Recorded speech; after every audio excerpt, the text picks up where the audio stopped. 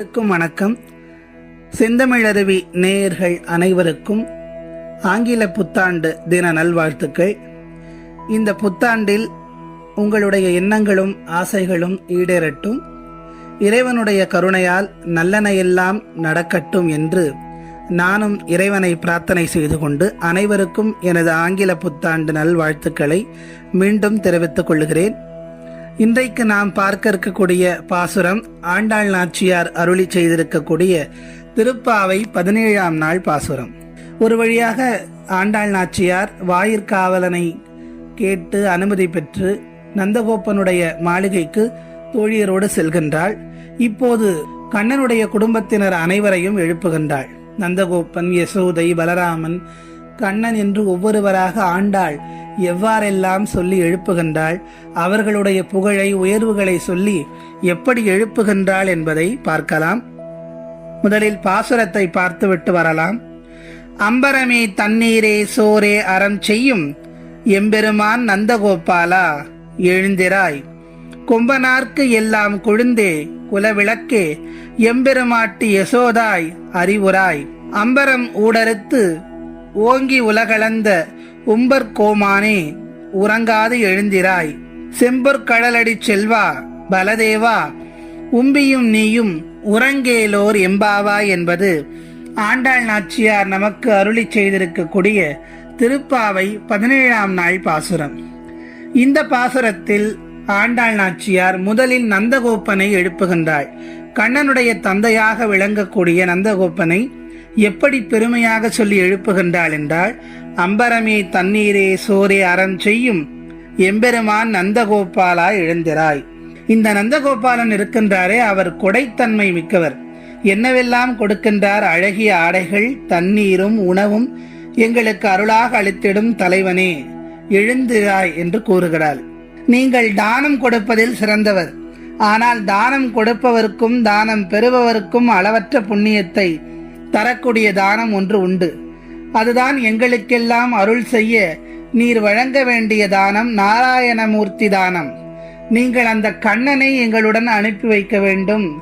நாங்கள் அவனுடைய புகழையெல்லாம் பாடி மார்கழி நீராடி அவனுடைய புகழையெல்லாம் பாடி மார்கழி நீராடி நாங்கள் அவனை தொழ வேண்டும்.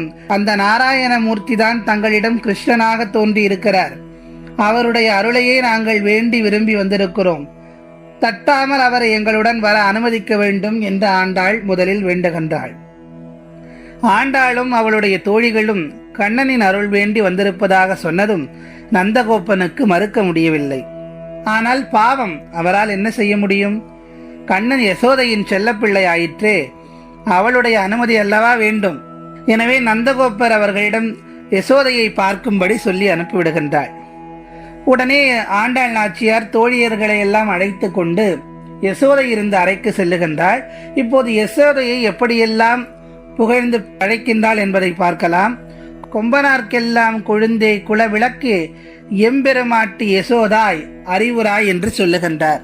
அதாவது, வஞ்சிக்கொடி போன்ற பெண்களுக்கெல்லாம் முதன்மையானவளே, பிறந்த குலத்துக்கு பெருமை சேர்க்கும் குலவிளக்கே, எங்களுக்கெல்லாம் தெய்வம் போன்று இருப்பவளே யசோதை பிராட்டியே, நாங்கள் கண்ணனுடைய அருள் வேண்டி வந்திருக்கிறோம். அவனை யமுனைக்கு அழைத்து செல்ல விரும்புகிறோம். நீ எப்படிப்பட்ட பாக்கியசாலி! பகவான் வைகுந்தவாசனாம் நாராயணமூர்த்தியின் மனக்குறையை போக்கியவள்.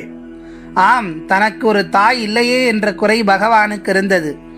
அவனை பிள்ளையாக பெற்றதால் அவனுக்கு ஒரு தாய் இல்லை என்ற குறை இல்லாதபடி, அவனை பிள்ளையாக பெற்றதால் அவனுக்கு ஒரு தாய் இல்லை என்ற குறை இல்லாதபடி செய்துவிட்டாய்.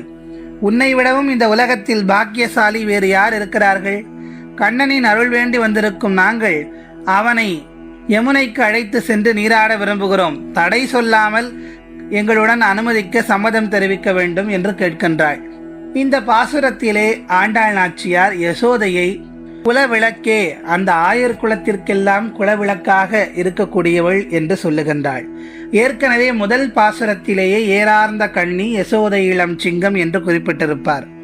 இவற்றையெல்லாம் கேட்டவுடன் யசோதைக்கு மனம் குளிர்ந்து விடுகிறது. ஆகவே அவர்களை அடுத்த கட்டிற்கு அனுப்பி வைக்கின்றாள். அந்த கட்டில் ஒரு அறையில் பலதேவனும் மற்றொரு அறையில் கண்ணனும் உறங்கிக் கொண்டிருக்கிறார்கள். முதலில் ஆண்டாள் நாச்சியார் கண்ணனை எழுப்புகின்றாள். அம்பரம் ஊடறுத்து ஓங்கி உலகளந்த உம்பர்கோமானே உறங்காது எழுந்திராய்.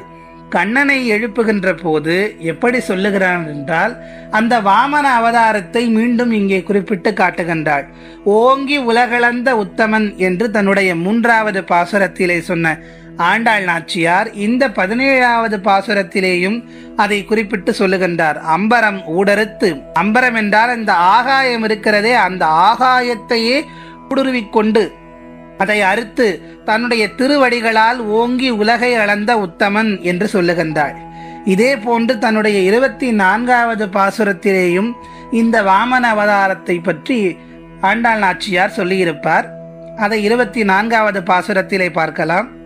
அடுத்தது தேவர்களுக்கெல்லாம் தலைவனே உம்பர்கோமானே என்று சொல்லுகின்றார். தேவர்களுக்கெல்லாம் தலைவனாக இருப்பவனே, உன்னுடைய அருள் வேண்டி நாங்கள் வந்திருக்கிறோம், உடனே எழுந்து எங்களுடன் யமுனை கரைக்கு நீ வர வேண்டும் என்று சொல்லுகின்றாள். ஆனாலும் கண்ணன் எழுந்திருக்கவில்லை. உடனே ஆண்டாள் நாச்சியார் அடுத்த கட்டிற்கு சென்று, செம்பொற் கழலடி செல்வா பலதேவா உம்பியும் நீயும் உறங்கேலோர் எம்பாவா என்று சொல்லுகின்றாள். இப்போது பலதேவனை எழுப்பக்கூடிய ஆண்டாள் நாச்சியார், பலதேவன் எப்படிப்பட்டவன்? செம்பொன்னாலான வீரக்கழல்களை தன்னுடைய திருவடிகளிலே அணிந்திருக்கக்கூடியவன். அதை பெருமையாக சொல்லி அப்படிப்பட்ட வீரம் செறிந்தவன் பலதேவன். செம்பொன்னால் ஆன வீரக்கழல்களை அணிந்த திருவடிகளை உடையவனே பலதேவா.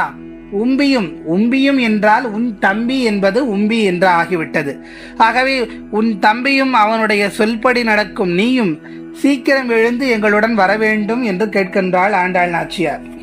இந்த பாசுரத்தில் ஆண்டாள் நாச்சியார் நமக்கு உணர்த்த விரும்புவது என்னவென்றால், திருப்பாவையினுடைய 3 பாடல்களில் வாமன அவதாரத்தை போற்றி பாடுகின்றார். திருவிக்கிரமனாக உயர்ந்து 3 உலகங்களையும் அளந்தவனே என அந்த பெருமாளை போற்றி பாடுகின்றாள். மாபலி சக்கரவர்த்தி மிகப்பெரிய பெருமாள் பக்தனாக இருந்தாலும் தான் என்ற அகம்பாவம் அவனிடம் இருந்தது. அதை அழித்து அவனை ஆட்கொள்வதற்காகவே பெருமாள் வாமன அவதாரம் எடுத்து வந்தார். அதுபோல் எவரொருவர் தான் என்ற அகம்பாவத்தை விட்டு பக்தி செய்கிறார்களோ அவர்களை பெருமாள் நிச்சயம் ஆட்கொள்வார் என்பதை உணர்த்துவதற்காகவே ஆண்டாள் நாச்சியார் வாமன அவதாரத்தை 3 பாடல்களில் சிறப்பித்து பாடியிருக்கின்றார். இந்த பாசுரத்திலேயும் அந்த ஆணவம் என்று சொல்லக்கூடிய மாயை அழிந்து இறைவனுடைய திருவடியை நாம் பற்றி கொள்ள வேண்டும் என்பதற்காக ஆண்டாள் நாச்சியார் நமக்கெல்லாம் சூசகமாக இங்கே குறிப்பிட்டு காட்டுகின்றார். மீண்டும் நாளைய பாவை பாசுரத்தில் சந்திப்போம். நன்றி, வணக்கம்.